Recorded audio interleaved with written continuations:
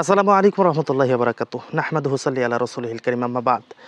একটা সুন্দর ঘটনা আমি আপনাদেরকে জানিয়ে দিব, যে ঘটনাটা একটা সাংসারিক জীবনের মানুষের সুন্দর করে তুলতে পারে। ঘটনাটা বর্ণনা করেছেন ইবনু জাওজাই, রাওয়া ইবনুল জাওজাই। তিনি বর্ণনা করতেছেন যে আন্না রাজুলান জাআ ইলা আমিরিল মুমিনিন উমর ইবনুল খাত্তাব রাদিয়াল্লাহু তাআলা আনহু। একদা এক ব্যক্তি উমর ইবনুল খাত্তাব রাদিয়াল্লাহু তাআলা আনহুর কাছে আসলেন। এসে বললেন, তল্লাক জাওজাতি বা ইন্নী উরিদু আন আতলাকা জাওজাতি, আমি আমার স্ত্রীকে তালাক দিতে চাই। উমর রাদিয়াল্লাহু তাআলা আনহু বললেন, কেন? ফাকালা লাহু উমর, উমর তাকে বললেন, ওয়ালিমা, কেন?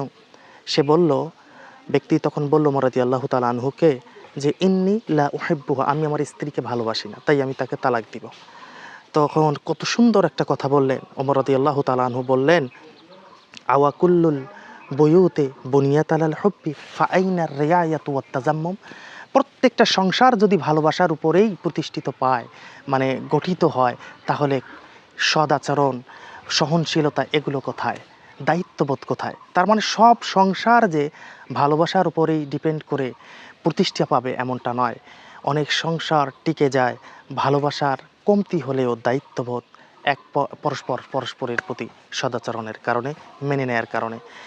সো আমরা মেনে নেয়ার চেষ্টা করি। আল্লাহ সুবহানাহু ওয়া তাআলা আমাদের জীবনগুলোকে সহজ করে দিন। বিশেষ করে পুরুষরা যারা আছেন, কথায় কথায় তালাক দেয়া এই শব্দটা ব্যবহার করা থেকে বিরত থাকুন। এটা কঠিন ভয়াবহ একটা কারণ হবে, এবং আমাদের বোনদেরকে ধৈর্য ধরার তৌফিক দান করুক। আসসালামু আলাইকুম রহমতুল্লাহ।